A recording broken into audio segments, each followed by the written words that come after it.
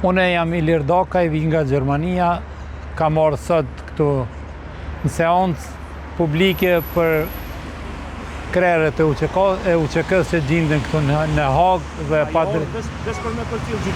vetëm për gjykimin edhe do të rri këtu deri në përfundim të mërkurën. Çka po pret për procesin? Unë pres që këta të lirohen faqebardh, të dalin dhe ta fitojnë betejën, si që kanë fitu edhe Zoti Haradinaj edhe Zoti Limaj, këta do t'jenë faqebardh dhe do të kthehen në shtëpitë e tyre edhe në atdhemën e tyre, që i presim. Unë kam marrë nga Stuttgarti i Gjermanisë, jam edhe i kam bashkangjitur edhe protesta në Hagë, në Strasburg edhe në Kosovë, edhe do të solidarizohem këtu me presidentin edhe me shokët e tina nesër edhe pas nesër do t'jem këtu. Çu e komenton faktin që nesër është përvjetori i pavarësisë dhe të UÇK-s janë në para të vjetë?